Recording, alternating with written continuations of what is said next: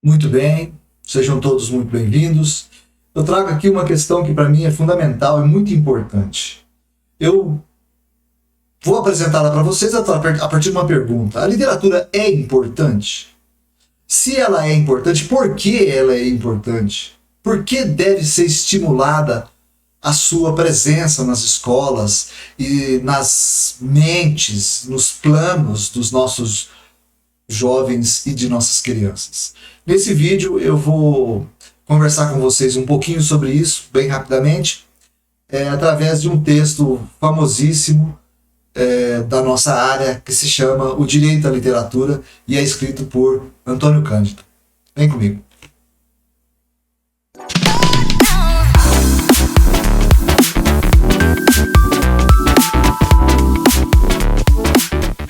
O Antônio Cândido escreveu Direito à Literatura em 1988.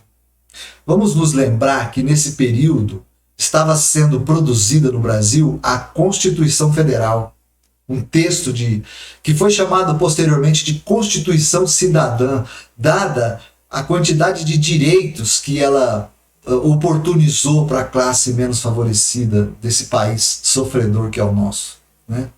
Então é no bojo dessas especulações que o Antônio Cândido se envolve com a discussão do porquê a literatura é imprescindível para nós, né? São 34 anos que nos separam desse momento, mas se eu tiver sorte, nesse vídeo você vai perceber que o assunto que ele trata é extremamente atual. Um dos conceitos mais interessantes que eu acho que esse texto traz é produzido através de uma oposição binomial. Seria: a literatura é um bem compressível ou é um bem incompressível? Quando a gente está lendo, rapidamente nosso cérebro aceita como compreensível e incompreensível. A gente tem que tomar cuidado com isso, ler direitinho. Não é isso. É compressível versus incompressível. Compressível é aquilo que pode ser comprimido. Incompressível é o seu contrário. É aquilo que não pode ser comprimido. E o Antônio Cândido diz que a literatura é um bem incompressível. Ou seja, ele não pode ser comprimido. Certo? Então, uma coisa importante que a gente poderia colocar nesse momento é que a literatura não é entendida, desde o princípio do artigo, como um objeto do entretenimento. Algo que propicia descontração, deleite, meio inconsequente. Então, a literatura não é abordada por esse viés. Então, para ser algo incompressível, ou seja, que não pode ser comprimido, a literatura tem que ser algo que esteja entranhado na nossa humanidade, que esteja imersa na nossa humanidade. E, ao mesmo tempo, ser uma necessidade incontornável, certo? Isso justificaria a palavra incompressível. E quando você coteja a existência dos livros versus uma realidade sofrível do nosso planeta inteiro, parece-nos uma distância incomensurável, intransponível entre o que acontece nos livros e o que se passa na realidade. A realidade é permeada por guerras, tem um monte de pobreza, as pessoas passam fome.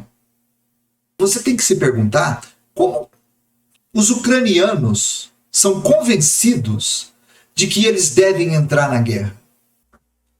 O que faz os pais ucranianos pegarem armas e lutarem contra os pais russos que também estão armados? O que leva os russos a saírem do seu país, invadirem a Ucrânia e essa coisa toda, e esses dois presidentes discutirem? Como isso se sustenta? Isso ainda é pouco para o nosso assombro, porque o problema maior é a fome. Nós temos no Brasil 33 milhões de pessoas passando fome, segundo a agência do Senado, segundo a agência do governo, certo? Mas em 2021, o mundo produziu 362 milhões de toneladas de soja. Desses 362 milhões, 123 milhões é brasileiro. E só o estado do Mato Grosso do Sul contribuiu com 10 milhões de toneladas de soja. Na carne, a situação é mais dramática ainda. Nós somos o segundo produtor de proteína animal do mundo. São 14 milhões de toneladas. Só a União Europeia inteira produz 12 milhões. O Brasil é um celeiro de comida com esse mundo de pessoas passando fome. Como pode isso? Eu respondo: a narrativa. O soldado ucraniano e o russo, quando pega em armas, ele está convencido por uma narrativa. A maioria dos brasileiros, quando observam esses números, pensam no lucro que esses números dão. Eles atendem a uma narrativa instalada na sua maneira de pensar.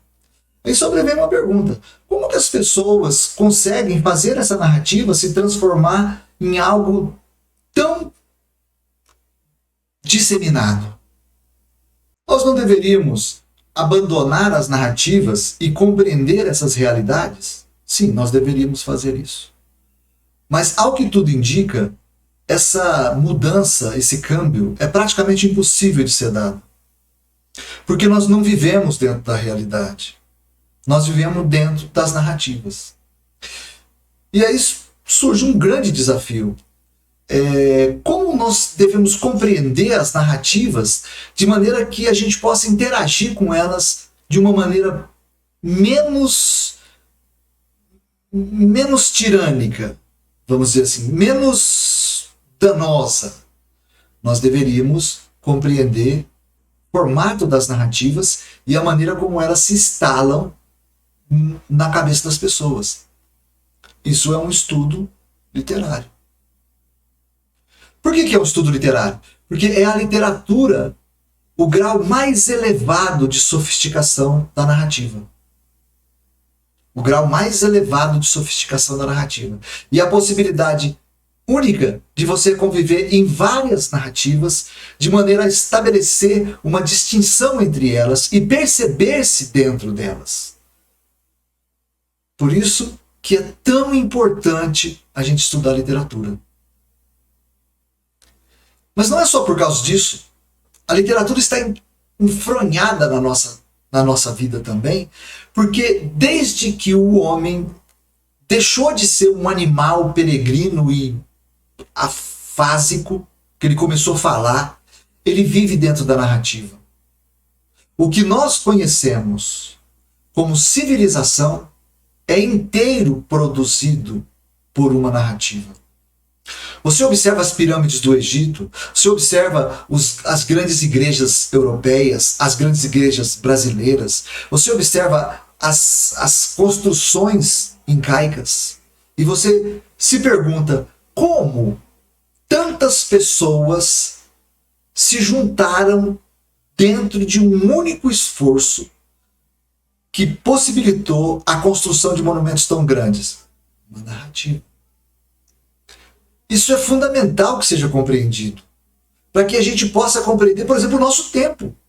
Como que o Brasil, que padece esta situação vexatória de ser um grande produtor de alimentos e conviver com uma quantidade enorme de pessoas passando fome, consegue se dividir da forma como está dividido e lutar entre si sem que essa questão seja pautada, sem que essa questão seja discutida. Como nós podemos fazer isso? Porque nós não vivemos na realidade. Nós vivemos dentro das narrativas. E quanto mais nós abandonamos o literário, maior o perigo de nós estarmos submetidos às narrativas. Por isso ela é um bem incompressível. Ela não pode ser comprimida, sob pena de nós não conseguirmos negociar inteligentemente com as narrativas que nos atropelam.